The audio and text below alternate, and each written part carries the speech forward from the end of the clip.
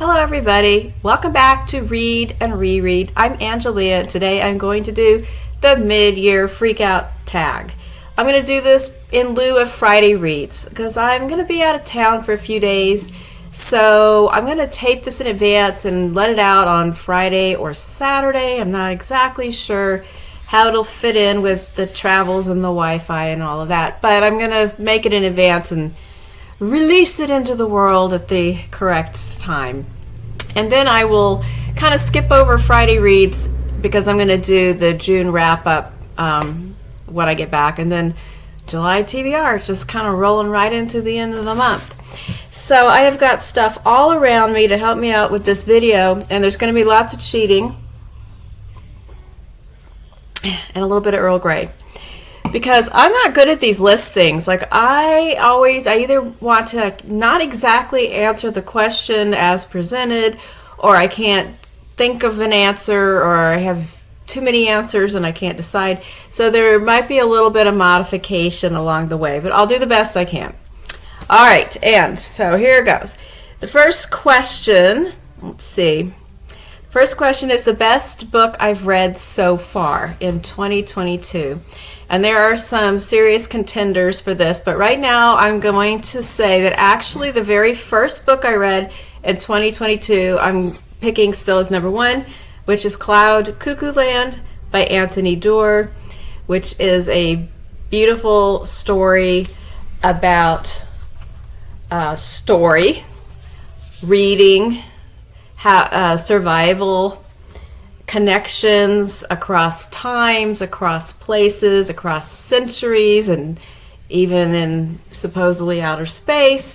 And it's a book that I'm not gonna do a big extensive explanation of each of these books, or the video will be too long. But I thought this was a beautifully written book, and I loved it, and all the different timelines and people and how the whole thing interconnected by the end. I thought it was just masterfully done. All right, so that is number one. I'm gonna put it over there. All right, the next question. A best sequel you've read so far. Okay, so I didn't read a whole lot of things that had sequels or books in a series, but I did read the fourth book in the Renee Ballard / Harry Bosch books by Michael Connelly, and it was called The Dark Hours. Book number 5 is coming out later this year, and I really enjoyed this little series. I didn't read the entire previous Bosch book series, although I've watched all the shows and really love the shows, and I like the character. I didn't feel the need to go read this extensively long series that was written, but I did come in on the Renee Ballard. I think the first book, Bosch is not in it, and then he sort of sneaks in and becomes sort of a collaborator with the police detective Renee Ballard with the LAPD. So that one I did enjoy, and I guess that's book 4? I think I said, I don't know. I've lost track, but it's the most recent one. All right, then also, let's see. A new release you haven't read yet but want to. All right, so I'm going to cheat just a little bit because sometimes, I just don't get around to those new releases the second they come out. There's always a ton of new releases that I have on my list and I want to read them, but sometimes by the time I get to them, I've changed my mind or something else has shuffled up and ahead of it. And sometimes I find out about a book that's not brand new, but it becomes more of a burning feeling of wanting to get a hold of that book instead. So with all of these excuses, I'm picking a book that was actually released, I think, in December of 2021. And the book that I'm really wanting to get to that is a new release, that isn't really a new release, but is kind of new, is Last Night at the Telegraph Club by Malinda Lo. And the reason I am so eager to read it is because I did not ever hear of this book until I heard about it at least 3 or 4 times on other people's June reading lists in here on YouTube. And a lot of people had chosen it to include in their Pride Month reading. And it just sounds like a wonderful historical fiction novel. I think that it never came to my attention as a new release because it's young adult, and I usually am following reviews of adult books. But this one sounds like one of those ones that's just a really good book to read no matter your age. And it's a coming-of-age story about a young Chinese-American girl in the 1950s in San Francisco's Chinatown who is discovering that she is a lesbian and falls in love. And then I don't know if they meet at the Telegraph Club or they start hanging out at the Telegraph Club, but this club sounds very intriguing, and the time period and what it would be like to be Lily and navigating those times and being that age and all that just sounds like a really good story to me.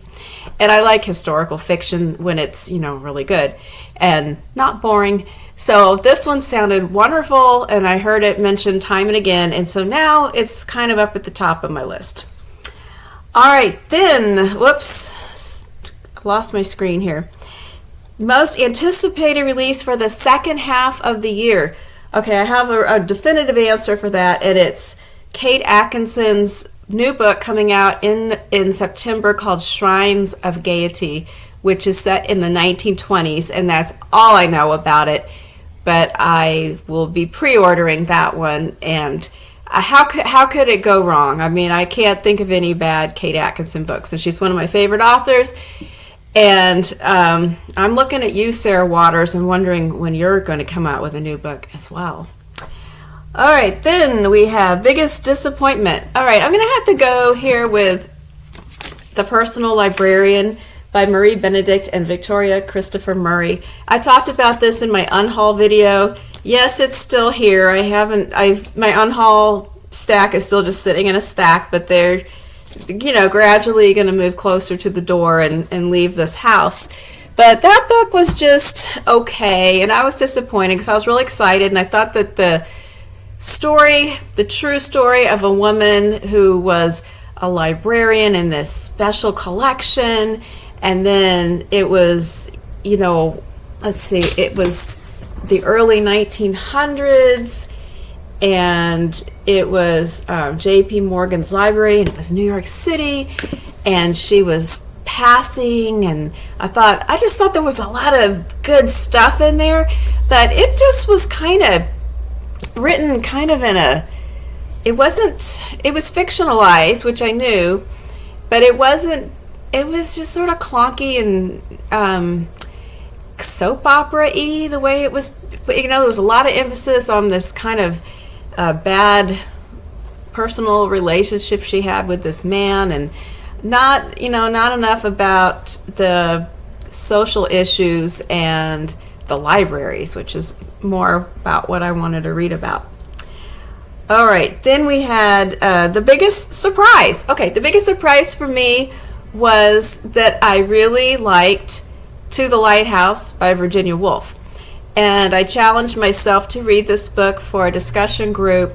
And when I started it, the first, I don't know how many pages, I was like, I thought this, I don't know, it's just people meandering around in their thoughts. And there wasn't really a plot. It was just sort of drifting from person to person. But somewhere around the time of a dinner scene that they have in the plot, it kind of came together and it got really fascinating. And then I sort of understood why so many people love this book.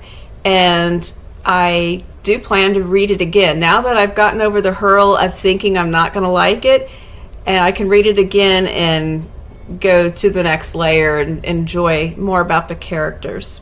So that one, I thought I was just reading it so that I could participate and feel like I'd read something I thought that should be in my, arsenal of experience. But now I'm glad that I actually liked it, and I want to read that again and maybe a little bit more of Virginia Woolf. I think the only other book I've read by her was Mrs. Dalloway.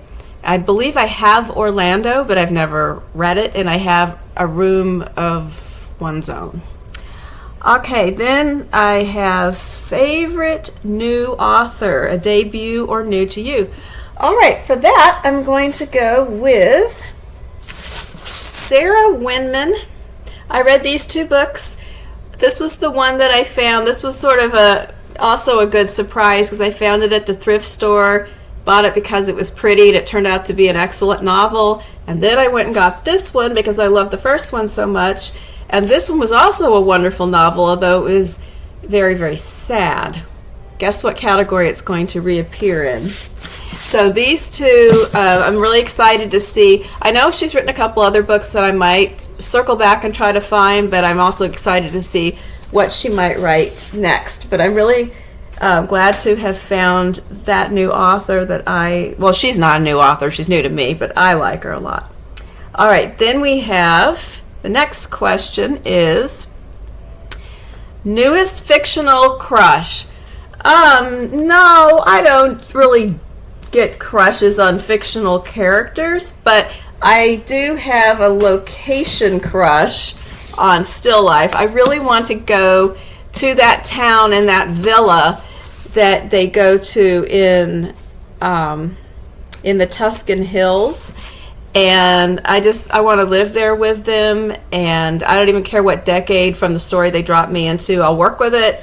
But so I have a setting crush, but I don't really have a people crush. That's kind of a weird question.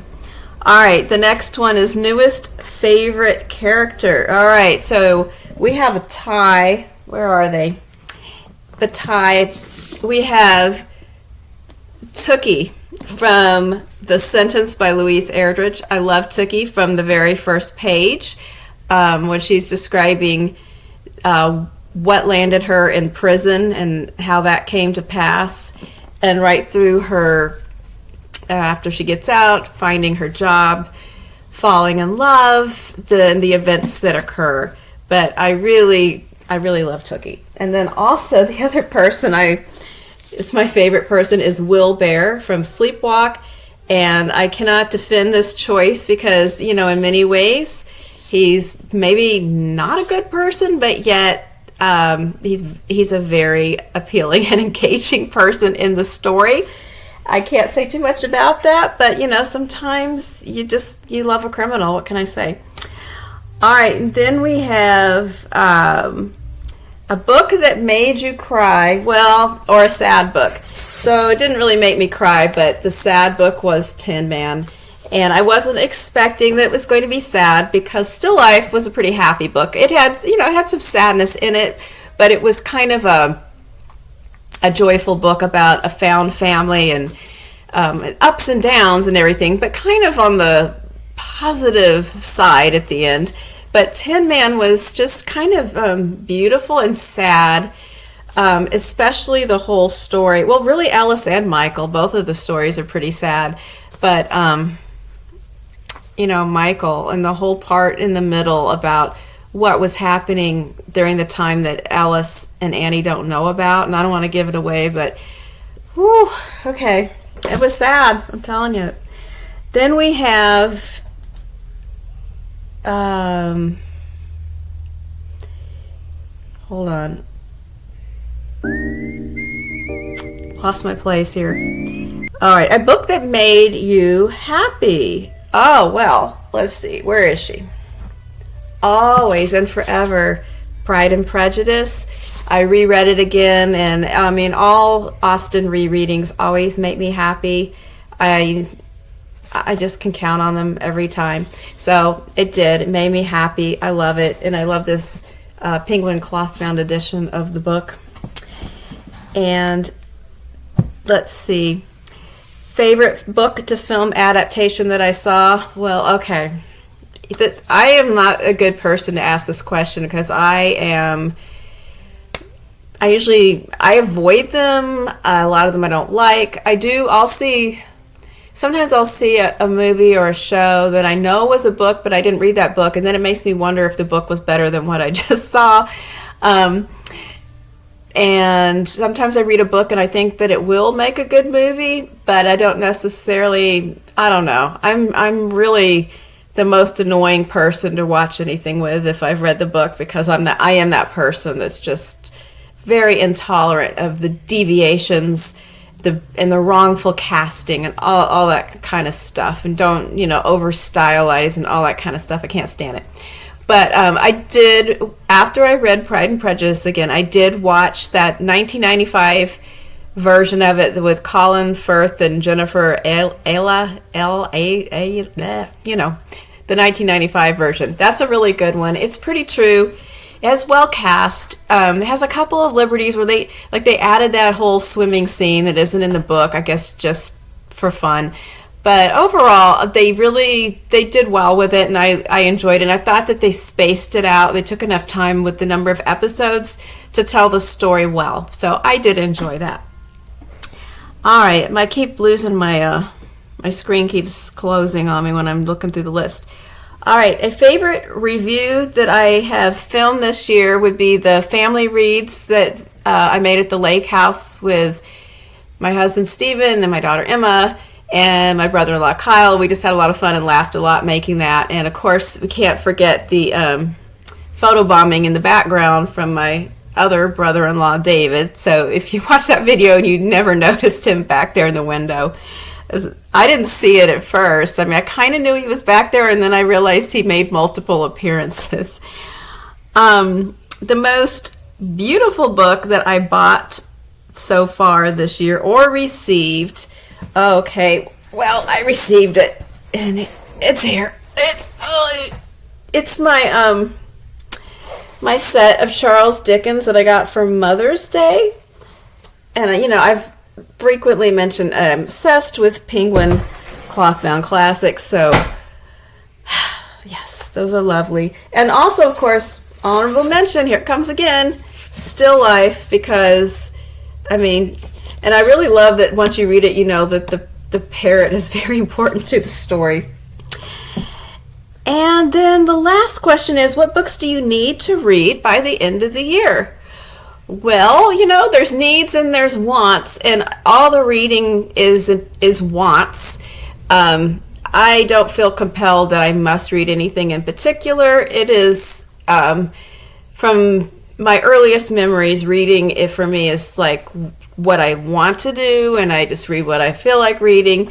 There was that, you know, the pesky intervention of years of education and assigned reading, but for the most part, I just read what I feel like, and I really enjoy all of the ideas that I get from other YouTubers to add to my own list of what I've heard about, read about in reviews, and different sources that I like to consult. So the list just kind of goes on, and then what I do basically is I keep a consideration list. This is my current journal, but it's almost full. And I just jot down all the things. If I read about it somewhere, if I heard about it in a video, I saw it at a bookstore, I jot it all down. I make notes about whether or not the library has it, so I'll know if books I might want to purchase or if I want to borrow them.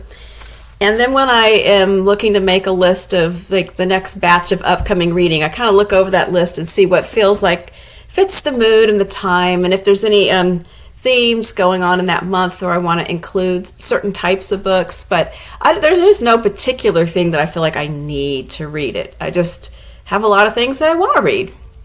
All right, so that is the end of my list. I'd love to hear yours as well if you make one of these videos, or if you just want to respond to any of these categories in the comments. And until next time, keep on reading and have a great day. Bye.